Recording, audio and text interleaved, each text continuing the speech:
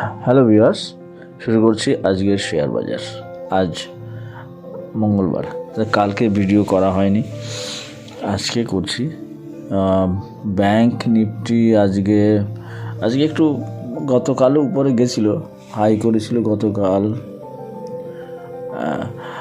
48,248, আর এদিকে আজকে হাই 305 করেছিল, 305 হাই করেছিল, কিন্তু একটা ব্ল্যাক বডি হয়েছে, নিচেতে বন্ধ হয়েছে। অর্থাৎ যেখানে বন্ধ হয়েছে সেটা 125, আর 48,125, অর্থাৎ ওর হওয়ার দরকার ছিল 154 উপরে দাঁড়ালে, অথবা না, ঠিক আছে, এই জায়গায় হলে সবচেয়ে ভালো হতো, কিন্তু যেখানে দাঁড়িয়েছে সেটাও খুব খারাপ জায়গা না। ওপেন যদি বলা হয়, ওপেন 48,096, তার উপরে দাঁড়িয়েছে, অথবা এটা ঠিক আছে, নট ব্যাড। কিন্তু এইখান থেকে কি হতে পারে, এখান থেকে একটা আমরা যে আপ ট্রেন্ড হতে পারে, এখনও আপ ট্রেন্ড হওয়ার মতো অবস্থায় আছে।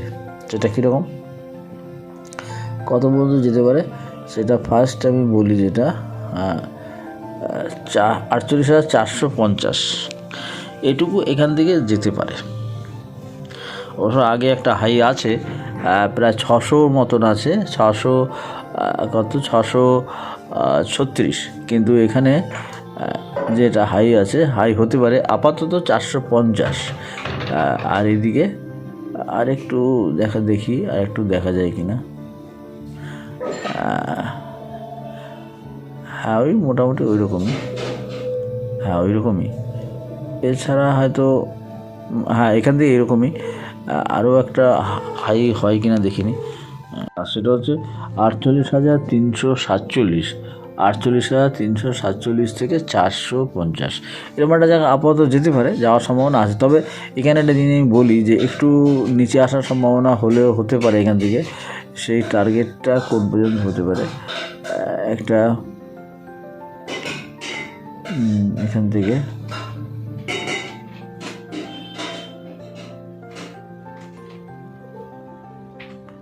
এটা হচ্ছে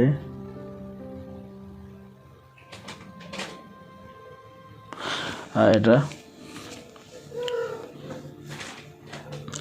48,000, এখানে হাই যেটা, এই জায়গাটা খুব স্ট্রং সাপোর্টের জায়গা, ওখান থেকে যাবে, কিন্তু তার আগে একটু নিচে আসতে পারে, আর সম্ভাবনা আছে সেটা। এবং সেই আশাটা সবচেয়ে স্ট্রং সাপোর্ট হবে ক্লোজিং বেসিসে 47,870, ওপেন বেসিসে 47,940, আর হাই বেসিসে 48,017। তবে আমি 48,017টাকে স্ট্রং আমি এখানে বলছি, যে 48,017 এই জায়গাটা একবার হয়তো আসতে পারে, কারণ এখানে আসার সম্ভাবনা হতে পারে একটু কালকে, তারপরে এবং আগামী দুদিন। কালকে যদি নিচে আসে, কালকেও আপ ট্রেন্ডই থাকবে, তবে একটু নিচে আসতে পারে। সে কোন পর্যন্ত যাবে সেটা, এই আপ ট্রেন্ডটা চলতে পারে আগামী 18 তারিখ, অর্থাৎ 17-18 পর্যন্ত একটা আপ ট্রেন্ড থাকতে পারে, তার মধ্যে একটু নিচের দিকে হওয়ার সম্ভাবনা, যেটা বললাম ওইটা। তো এই হচ্ছে ব্যাংক নিফটি।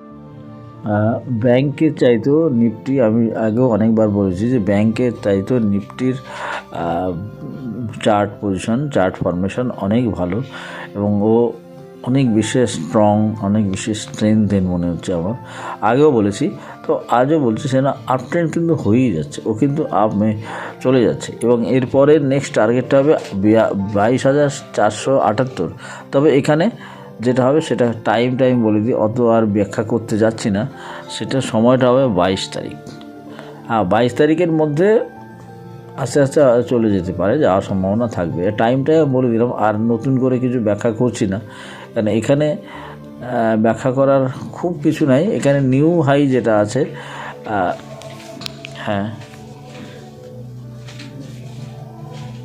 নিফটি যদি নিচে আসে, সেটা খুব যে নিচে আসবে সেরকম না, হয়তো এখানে নিউ হাই এর যে আগের যে প্রিভিয়াস হাই আছে, সেই হাইটাই আমি বলছি, ক্লোজিং বেসিসে 21,894, এরকম একটা জায়গা হলেও হতে পারে।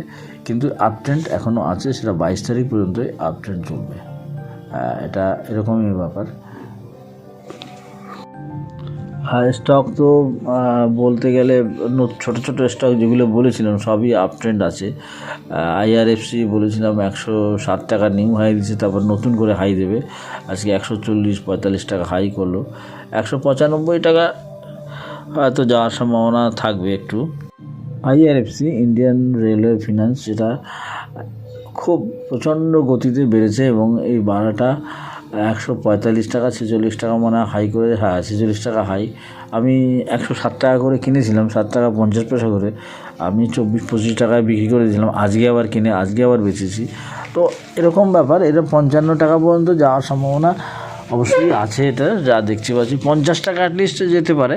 50 টাকা, হ্যাঁ 50 টাকা পর্যন্ত যাওয়ার সম্ভাবনা অবশ্যই আছে। 49 টাকা তো প্রায় এইখান থেকে স্টেজে প্রায় উঠেই গেছে।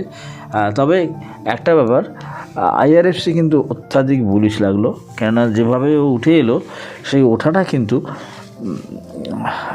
আমার খুব মনে হলো খুব স্ট্রেংথেন্ড হয়েছে। এবং যাও কোনো কী কারণে হয়েছে বলতে পারবো না, তবে স্ট্রেংথ লাগলো খুব। এবং হ্যাঁ, আইআরএফসি মনে হয় নিচে যখন কারেকশানে অবশ্যই নেওয়া উচিত।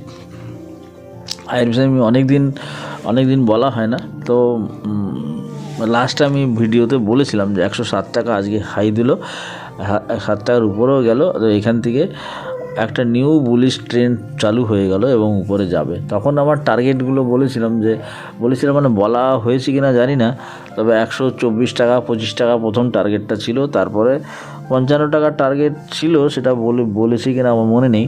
তবে সেটা দেখলাম যে সেই জায়গাটাই চলে এলো। অথবা এটা কিন্তু একটা সিগনিফিক্যান্ট দিক যে এত গতি, এই গতি একটা বাধা পার হয়ে নেক্সট টার্গেটে পৌঁছে যাওয়া, এটা কিন্তু সোজা ব্যাপার না। এটা কিন্তু আমাদের ভাষায়, শেয়ার বাজারে পরিভাষায় বলা হয় ওভার স্ট্রেন্থ। সেই জন্য এই জায়গাটায় কিন্তু আমি বলি যে এই স্টকটার কি আছে জানি না, তবে স্টকটার প্রচণ্ড গতি এসছে এবং এর নিশ্চয়ই কোনো কারণ আছে, টেকনিক্যাল কারণ বা ফান্ডামেন্টাল নিশ্চয়ই কারণ আছে, এবং খুব বাইং হয়েছে, হিউজ বাইং হয়েছে। অর্থাৎ এর অনেক দূর যাওয়ার সম্ভাবনা তৈরি হয়ে গেল। এবং সেটা এটা আপাতত এরকমই, তবে নেক্সট টার্গেটটা হবে, এখনই বলে দিই টার্গেটটা, নেক্সট টার্গেট হবে 200 টাকা। নেক্সট টার্গেট 200 টাকা।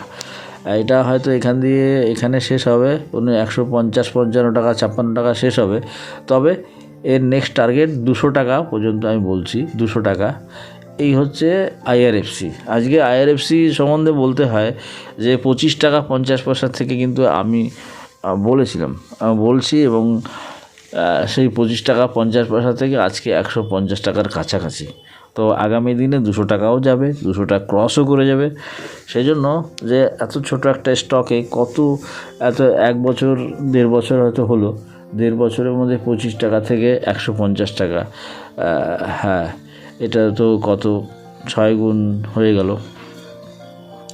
তো 6 গুণ 1.5 বছরের মধ্যে এটা ম্যাক্সিমাম প্রফিট, ম্যাক্সিমাম রিটার্ন। তো সেই জন্য যে এই ছোটো স্টকগুলো যেগুলো আগেও বলেছিলাম যে অনেক ভেল বলেছিলাম, সেও 200 টাকা ক্রস করে গেছে। আইআরএফসি বলছি সেটাও, এবং আমি রিসেন্ট যেটা বলেছি অলোক ইন্ডাস্ট্রি, তো অনেক আগের থেকেই বলছি 15-16 টাকা করে।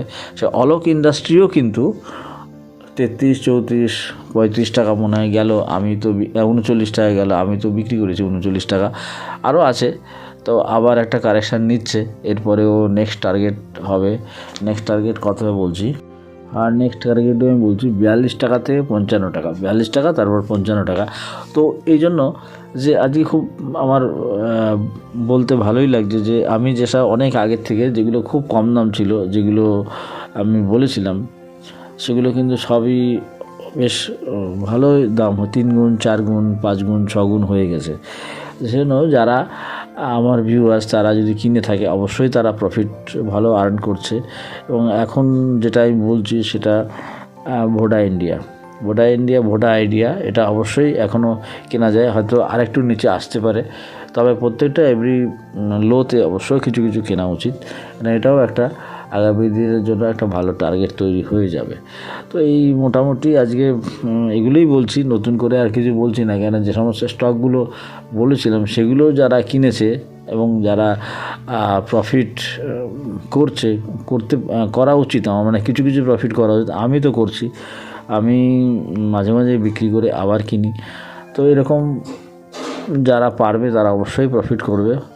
এবং আজকে নতুন করে আর কোনো স্টক বলছি না, আজকে এই বলে সবাইকে থ্যাংক ইউ জানিয়ে শেষ করছি। Thank you viewers.